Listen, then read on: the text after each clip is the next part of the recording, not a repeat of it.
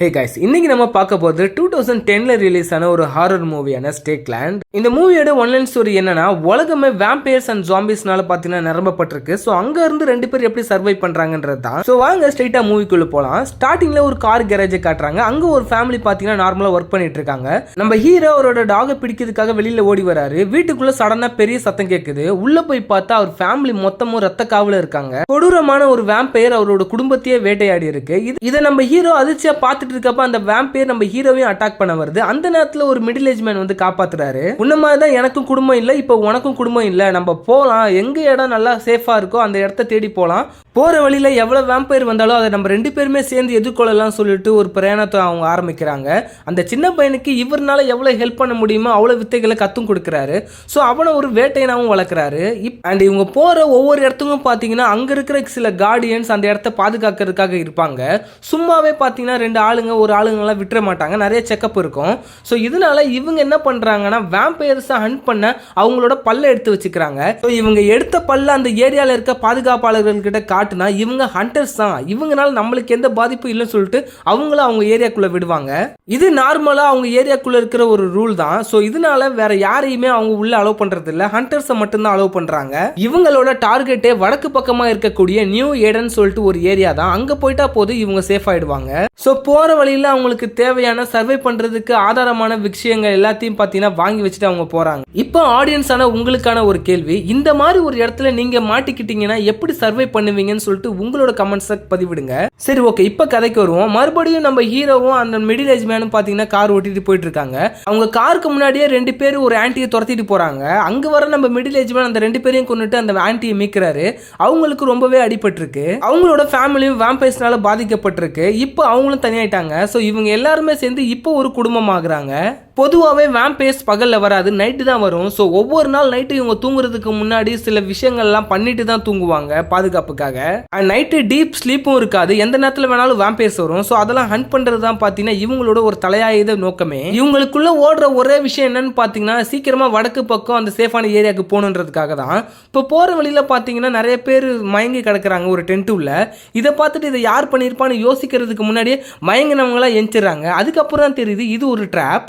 மனுஷங்களை பிடிச்சு அடிமையா வேலை வாங்குற ஒரு கூட்டத்துக்கிட்ட தான் இப்போ நம்ம ஹீரோ மிடில் ஏஜ் மேன் அந்த ஆன்ட்டி மாட்டிக்கிட்டாங்க. இந்த மிடில் ஏஜ் மேன் ரொம்பவே துள்ளுறான்னு சொல்லிட்டு அவனை நம்ம வேம்பயர்ஸ் கிட்ட பிடிச்சி கொடுத்துடலாம், இந்த பையனை நம்ம வேலைக்காக வச்சிடலாம், அண்ட் இந்த ஆன்ட்டி நமக்கு சேவ் செய்யறதுக்காக வச்சிடலாம் சொல்லிட்டு பையனையும் ஆன்ட்டியும் மட்டும் தனியாக கூட்டிட்டு போயிடுறாங்க. அண்ட் மிடில் ஏஜ் மேனை அங்கேயே விட்டுட்டு போயிடுறாங்க. அவரு நைட்டு பார்த்தீங்கன்னா வேம்பயர்ஸ் கிட்ட மாட்டிக்கிறாரு. அதுக்கப்புறம் அவருக்கு என்ன நடந்ததுன்றது தெரியல. விடிஞ்சதுக்கு அப்புறம் நம்ம ஹீரோ கண்ணு முழிக்கிறாரு. அந்த ஆன்ட்டியோட மடியில தான் இருக்காரு. அதுக்கப்புறம் தான் தெரியுது இவங்க காலையில அவங்களோட கூட்டத்துக்கு வந்துட்டாங்கன்னு சொல்லிட்டு. அந்த கூட்டத்தோட ஹெட்டான மொட்டை பார்த்தீங்கன்னா காலையில போயிட்டு இந்த பையனை தண்ணி எடுத்து வர சொல்லிட்டு அனுப்பிச்சிடறான் ஆத்துக்கு. நீ எங்கேயாச்சும் தப்பிச்சு போனா போ, ஆனா உன்னால ரொம்ப தூரம் போக முடியாது அப்படின்றான். அதுக்கப்புறம் இந்த ஆன்ட்டியை அவன் எதுக்காக கூட்டு வந்தானோ அந்த தேவைக்காக யூஸ் பண்ணிக்கிறான் தப்பா. அந்த ஆன்ட்டியும் நம்ம ஹீரோவை பாவமா பாக்குறாங்க. என்னாலதான் தப்பிக்க முடியல, உன்னாலாச்சும் தப்பிக்க முடியும், நீ தப்பிச்சிருன்ற மாதிரி. அதுக்கப்புறம் நம்ம ஹீரோ பார்த்தீங்கன்னா ஸ்ட்ரைட்டா ஆத்துக்கிட்ட போயிட்டு அந்த ரெண்டு கேனையும் தூக்கி அங்கிருந்து தப்பிக்கிறாரு. நம்ம ஹீரோனால தனியா அந்த ஆன்ட்டியை காப்பாற்ற முடியாது அவ்வளவு பெரிய கூட்டத்துல இருந்து. சோ எப்பயாச்சும் அவருக்கு மிடில் ஏஜ் மேனோட உதவி தேவை. சோ அவரை தேடி போலான்னு சொல்லிட்டு நைட் அவர் விட்ட இடத்துக்கு போய் பாக்குறாங்க. அங்க பாத்தீங்கன்னா அவர் இல்ல. சோ நைட்டு ஃபுல்லா தேடிட்டே இருக்காரு. கடைசியா பாத்தீங்கன்னா ஒரு வேம்பயர் கிட்டையும் இவர் மாட்டிக்கிறாரு. அந்த நேரத்துல இவரை யாரோ கார் டிக்கிக்குள்ள இழுக்கிற மாதிரி ஒரு ஃபீல் வருது.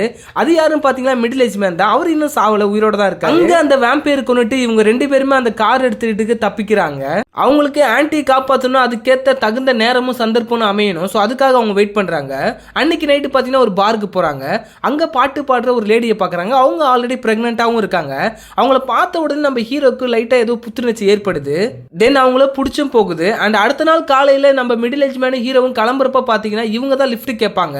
மிடில் ஏஜ் மேனும் சரின்னு சொல்லிட்டு பார்த்தீங்கன்னா லிஃப்ட் கொடுப்பாங்க. அதுக்கப்புறம் இவங்களுக்கும் வேற யாரும் இல்லை, இவங்களும் தனி மரம் தான் தெரிஞ்ச உடனே அவங்க கூட சேர்ந்துக்கிட்டு பார்த்தீங்கன்னா இவங்களும் ஒரு ஃபேமிலி ஆகுறாங்க.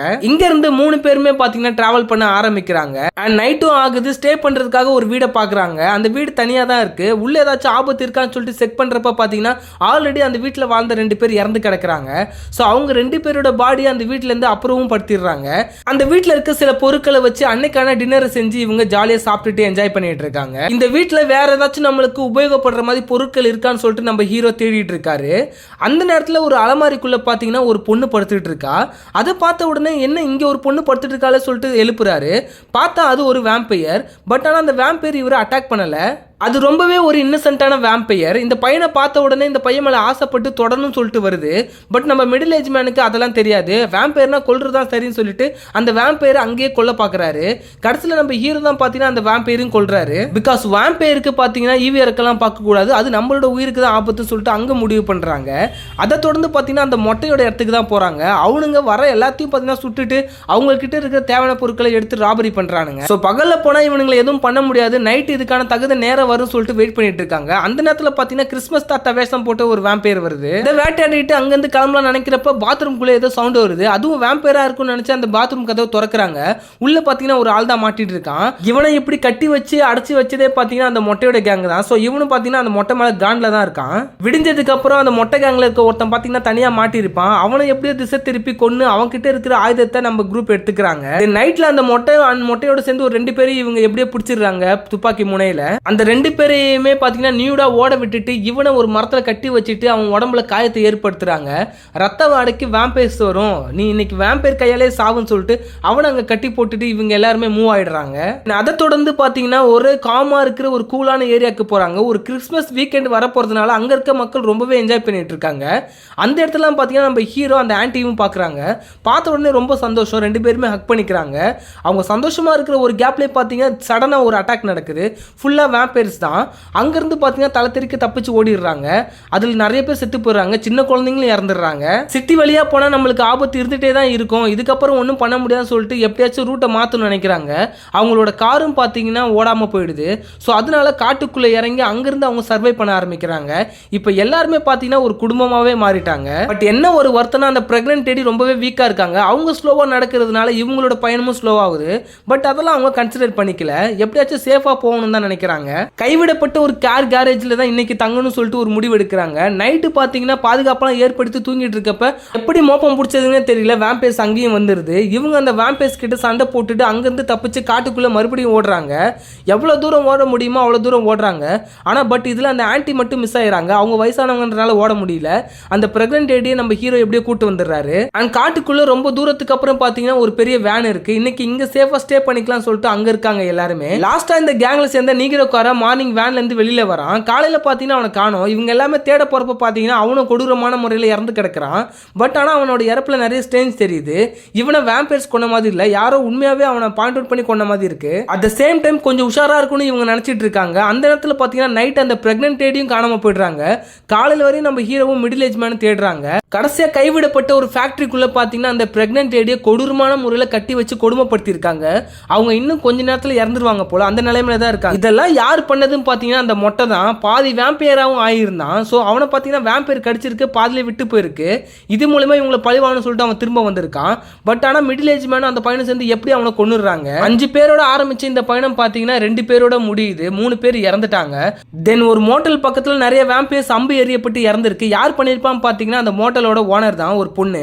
அவங்க தான் அங்கே இருக்கிற வேம்பையர் எல்லாத்தையும் வேட்டையாடி இருக்காங்க. ரொம்ப நாளுக்கு அப்புறம் மனுஷங்களை பார்க்கறது ரொம்ப அதிசயமா இருக்கு சொல்லிட்டு அந்த ஃபின் ரொம்பவே ப்ரீஷியஸா ஃபீல் பண்றாங்க. நம்ம ஹீரோக்கும் பாத்தீங்கன்னா அந்த பொண்ணு ரொம்பவே பிடிச்சிருக்கு. அவங்க 2 பேருமே பாத்தீங்கன்னா நிறைய பேசுறாங்க, பழகிக்கிறாங்க. அவங்க 2 பேரும் பேசுறத பழகுறத தூரத்துல இருந்து நம்ம மிடில் ஏஜ் மேனும் பார்த்துட்டே இருக்காரு. இவங்க 2 பேருக்குமே ஒருத்தர் பிடிச்சி போச்சு. அவங்க 2 பேருமே அவங்க வாழ்க்கையை வாழ்ந்துப்பாங்க. இனிமேல் இவங்க லைஃப்ல நம்ம இருக்க வேணாம். ஸோ அப்படி முடிவு பண்ண நம்ம மிடில் ஏஜ் மேன் பாத்தீங்கன்னா நைட்டோட நைட்டா அங்க இருந்து கிளம்பிடுறாரு. நம்ம ஹீரோவும் மார்னிங் ஏஞ்சி பாக்குறப்ப பாத்தீங்கன்னா மிடில் ஏஜ் மேனை காணோம், தேடி பாக்குறாரு. அவரோட டாலரை மட்டும் பாத்தீங்கன்னா அந்த கார்ல வச்சுட்டு போயிருக்காரு. ஸோ அதை பார்த்தீங்கன்னா நம்ம ஹீரோவும் புரிஞ்சுக்கிறாரு, நம்ம 2 பேரையும் இவர் தனியாக விட்டு போயிட்டாரு. சரி ஓகே, இந்த உலகத்தில் யாருமே யாரையும் டிபெண்ட் பண்ணி இருக்க முடியாது, அவங்கவுங்க லைஃப் அவங்கவுங்க தேடி தான் ஆகணும்னு சொல்லிட்டு பார்த்தீங்கன்னா நம்ம ஹீரோவும் அண்ட் அந்த பொண்ணும் அங்கேருந்து கிளம்புறாங்க ஒரு நியூ லைஃப் ஸ்டார்ட் பண்ணுறதுக்கு. அவங்க கடைசியாக ரீச் ஆகிற இடம் பார்த்தீங்கன்னா நியூ எடன். ஸோ இங்கே எந்த பிரச்சனையுமே இல்லை, வேம்பையர்ஸும் இல்லை. கடைசியாக ஒரு ஹாப்பி எண்டிங்கோட இந்த மூவி முடியுது. இந்த மூவி உங்களுக்கு எப்படி பிடிச்சிருந்ததுன்னு சொல்லிட்டு கமெண்ட் பண்ணுங்க, நானும் தெரிஞ்சுக்கிறேன். Stay tuned.